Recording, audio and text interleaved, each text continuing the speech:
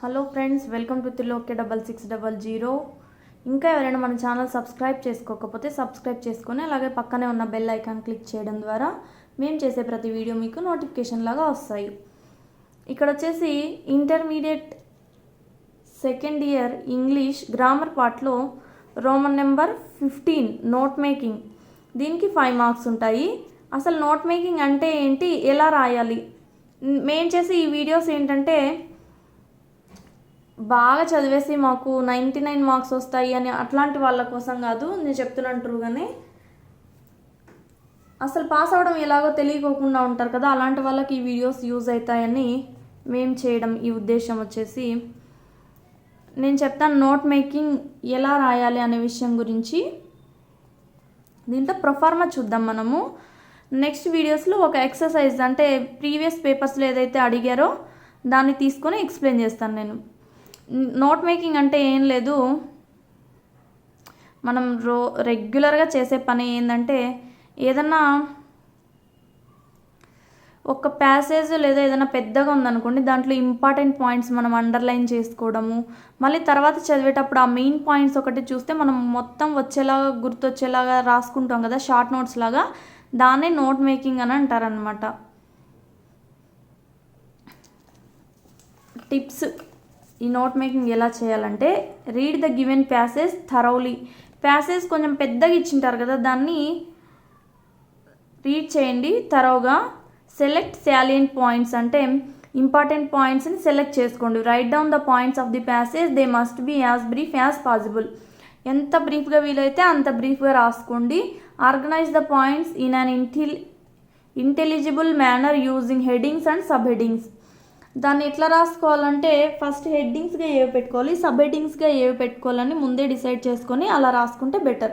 Suggest and appropriate title కూడా మనమే fix చేయాలన్నమాట. స్ట్రక్చర్ వచ్చి చూద్దాం. టైటిల్, నెక్స్ట్ వచ్చేసి సబ్ హెడ్డింగ్ 1లో మళ్ళీ 1 2 3, సబ్ హెడ్డింగ్ 2లో మళ్ళీ 1 2 3, సబ్ హెడ్డింగ్ 3లో 1 2 3.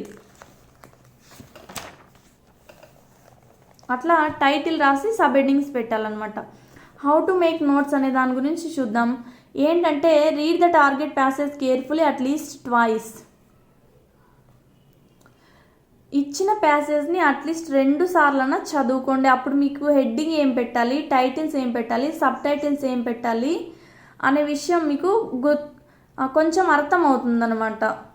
మనం జనరల్గా చేసే పని ఇది కదా, మనకు తక్కువ టైం ఉంది కానీ ఎక్కువ చదవాలి. అప్పుడు ఏం చేస్తాం, షార్ట్ కట్ చేసేసుకొని బ్రీఫ్ చేసుకొని ఇంపార్టెంట్ పాయింట్స్ ఏంటో సెలెక్ట్ చేసుకొని అవి మాత్రమే చదువుకుంటాం కదా.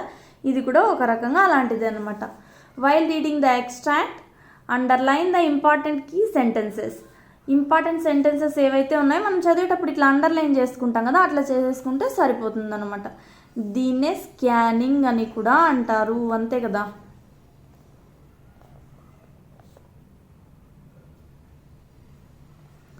Main points and central idea should be rephrased in points.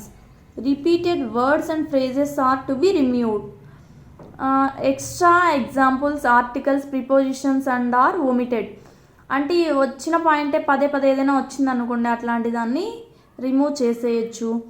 Central idea ఏంటో దాని గురించి మీకు ఒక అవగాహన రావాలన్నమాట.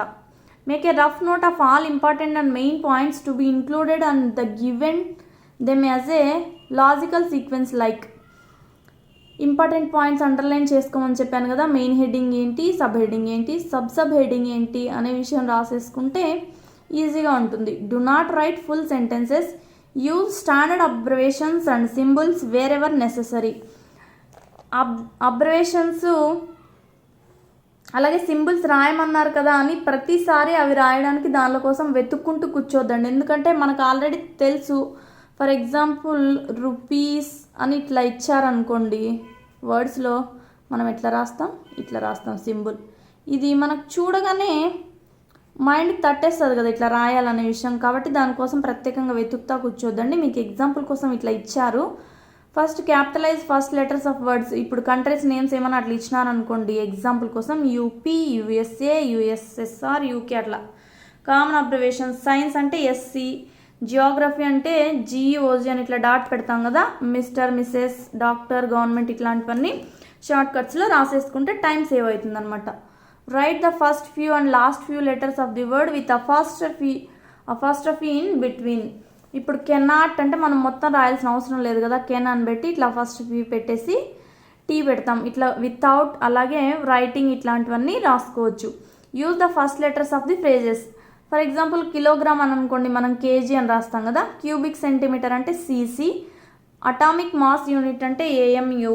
పరాణం అంటే పిఏ. కరికులం విటాయి అంటే సివి. మనం ఇవన్నీ మనకు తెలిసినవే, ఇట్లా రాసుకోవచ్చు, టైం సేవ్ అవుతుందని చెప్పుకోవడానికి మాత్రమే. అలాగే next first few letters of the words phrases like ఇంకొన్ని ఇట్లా రాసుకోవచ్చు. అప్రాక్సిమేట్లీ అంటే అప్రాక్స్ అని, డిఫరెన్స్ అంటే డిఫ్, ప్రొఫెసర్ అంటే ప్రొఫ్, అసిస్టెంట్ అంటే ఏఎస్ఎస్టి, రెఫరెన్స్ అంటే ఆర్ఈఎఫ్ అని పెట్టేసి అట్లా రాసుకోవచ్చు. నెక్స్ట్ వచ్చేసి use of symbols. At the rate అంటే అట్ ద రేట్ అని మనం ఇట్లా రాయాల్సిన అవసరం లేదు, ఈ సింబల్ వేస్తే సరిపోతుంది. పర్సెంటేజ్కి ఇది. పాజిటివ్ అంటే ఇట్లా, ఈక్వల్ టు ఇట్లా, ఇన్సెట్ ఎట్సెట్రా ఇట్లా రాస్తామన్నమాట. జనరల్లీ యూజ్డ్ అబ్రివేషన్స్ వచ్చేసి ఎగ్జాంపుల్ అంటే ఈ డాట్ జీ డాట్ అని పెడతాం. విఐజెడ్ విజ్ అంటే నేమ్లీ అని, ఐ పెట్టి డాట్ పెట్టి ఈ పెట్టి డాట్ పెడితే దట్ ఈజ్ అని చదువుతాం అనమాట. Do not get over enthusiastic with abbreviations. You should not abbreviate every word. As a general rule, the heading should not be abbreviated. You may use abbreviations in subheadings. చెప్పాను కదా నేను వీటిని abbreviations రాసుకోవచ్చని, దీని గురించి over excite అయిపోవాల్సిన అవసరం లేదు. హెడ్డింగ్స్లో వీటిని use చేయకూడదు, జనరల్గా సబ్ హెడ్డింగ్స్లో మాత్రమే రాసుకోవచ్చు అనమాట. You can also use different kinds of formats depending on the theme of the passage. It could be serial or sequential such as a flow chart, pie chart or bar chart.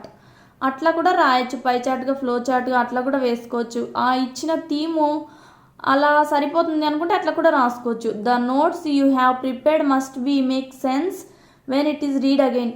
మళ్ళీ దాన్ని మీరు చదివితే దానికి ఒక మీనింగ్ఫుల్గా ఉండాలన్నమాట, అర్థవంతమైనదిగా ఉండాలి. చూస్తే మనము పెద్దగా ఉన్న ప్యాసేజ్ని షార్ట్కట్గా రాసినప్పుడు చూస్తే మనం ఏదైతే రాసామో దాన్ని మళ్ళీ రిప్రజెంట్ చేయాలి, దాన్ని అర్థం చేసుకోగలగాలి, అలా ఉండాలన్నమాట. ఇది నోట్ మేకింగ్ గురించి. నెక్స్ట్ వీడియోలో ఎగ్జామ్లో అడిగిన ఒక ప్యాసేజ్ తీసుకొని దాని నుంచి నోట్ మేకింగ్ ఎలా చేయాలో చూద్దాం. Thanks for watching.